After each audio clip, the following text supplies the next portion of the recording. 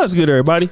It's your boy, O'Shea Duke Jackson, back at it again with another episode of the Celebrity Junk. Last Sunday, my beloved 49ers were lucky enough to beat the New England Patriots. And I want to start off by talking about that as a subject today because their quarterback right now is Jacoby Brissett. Jacoby Brissett, I believe, went to the University of Florida, and he is a journeyman, kind of a game manager style quarterback, big guy, but you know, what you see is what you get.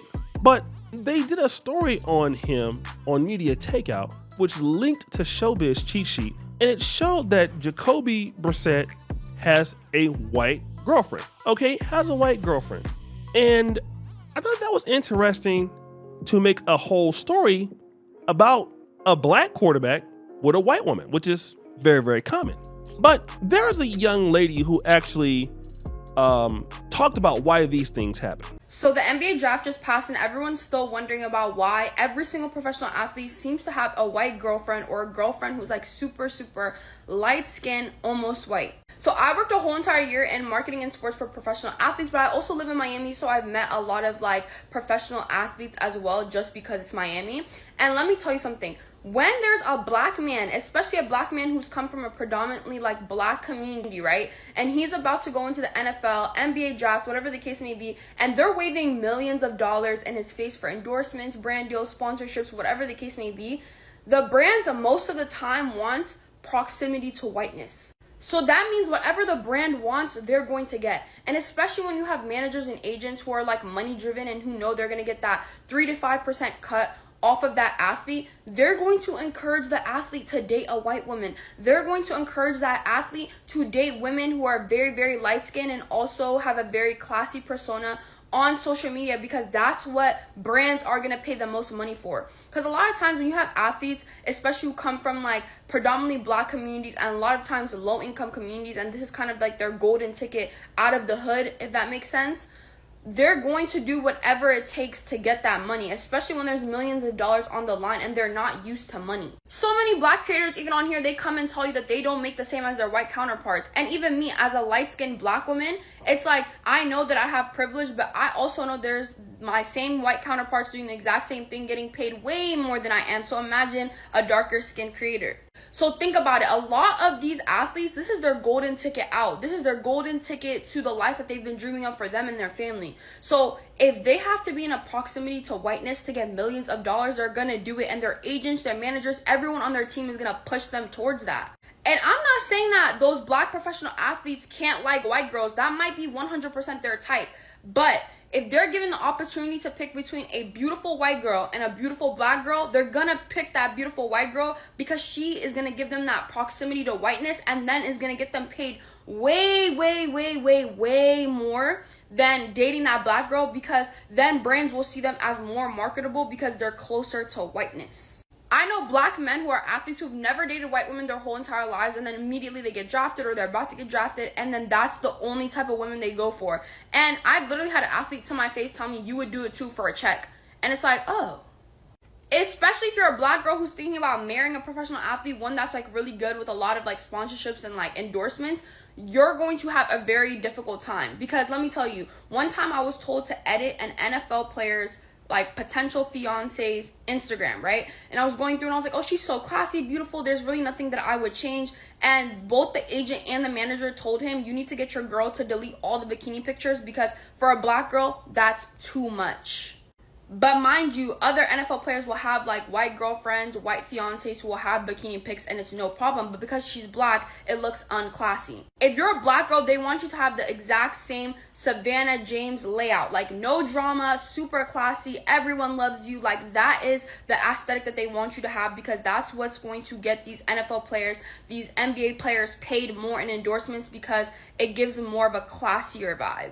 But in our generation, if you're white and just doing like the bare minimum, then you're already considered classy. But yeah, that's the tea. They push them and encourage them to date and marry white girls, and they're not scared to broadcast that during the draft or like, you know, on their social medias, because at the end of the day, that's what brands want to see. Unfortunately, that's the case, even though it's 2024 and we need to wake up. So you guys heard that. Let me basically talk about this if I can.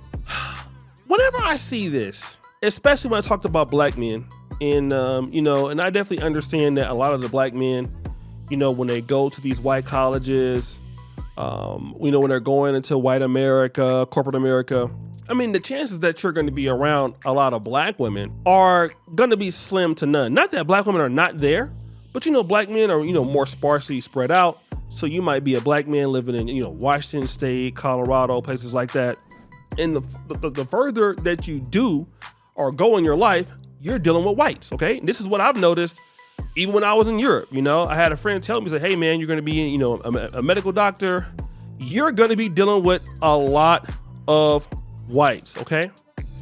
And what I've noticed is a lot of the black men, they big this up, okay? And I gotta be careful because I am a pro-black and I understand why it happens, but I don't wanna be the kind of brother, and Brother George checked me on that, to big stuff like this up, right? Not that I'm against anybody doing whatever they wanna do, but here's why I don't wanna big these things up. First of all, I've been noticing so many threads of white people on Twitter, or just people on Twitter when they see whites with black men. And one of the things that I keep seeing as a concept is, hey lady, why are you tainting the race? Why are you mixing with someone else? Why don't you keep your white genes, keep our people alive? Why are you race mixing? And you know what? I never hear that attitude from the blacks. And it's interesting. I'm living in Africa. I see that definitely here with the Chinese. I see that definitely here with the Indians.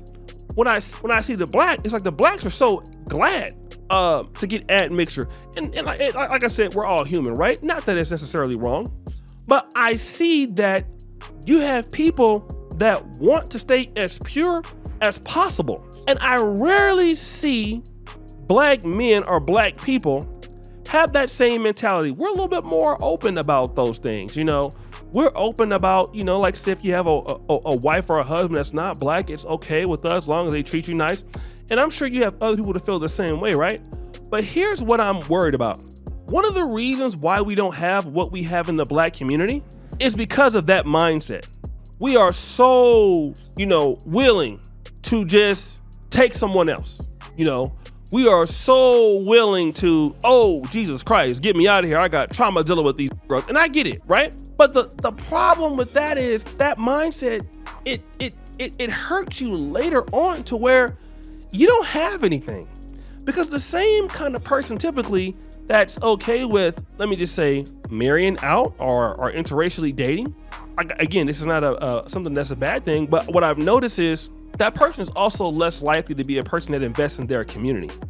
And that person is less likely to, to basically pass down culture or pass down cultural wealth. And I see that a lot of the whites are being a lot more vocal about that, especially on platforms like Twitter. They can't say it on Facebook as much, but I'm seeing it all the time. They are doing this, man.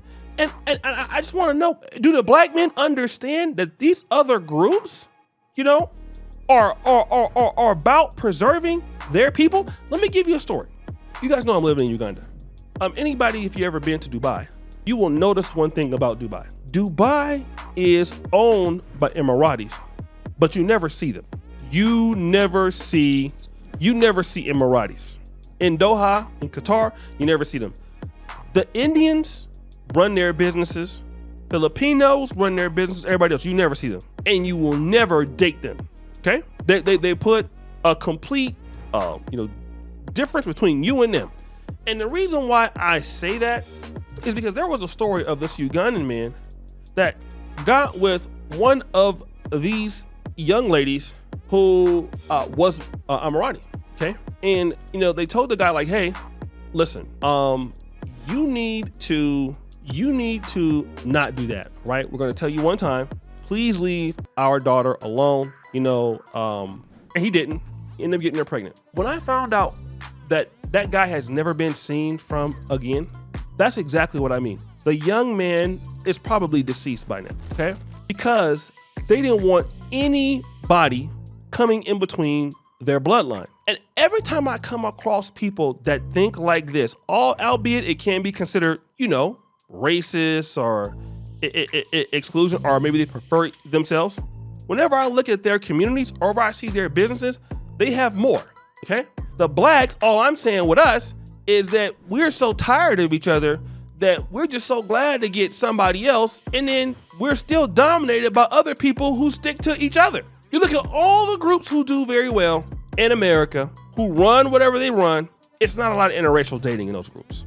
It's not a lot of interracial mixing in those groups, okay? And there's a lot of cultural standards in those groups. And when you see us in the black community, we're really trying to run away from each other, and we don't want very much to do with each other at all. Then you see why we are in the same situations that we're at. And again, this is not me implying that we need to be racist or hate on people or disrespect people. I'm not saying that. But we should take ourselves more seriously. We should look into, for example, with some of our brothers or our sisters in trying to build more relationships and foster them in some kind of way. We typically don't care about that. And it shows. It shows a lot. So guys, what do you think? It's your boy O'Shea Duke Jackson, back at it again with another episode of The Celebrity Junk. I appreciate you for all that you do. Subscribe to the bell. We're out.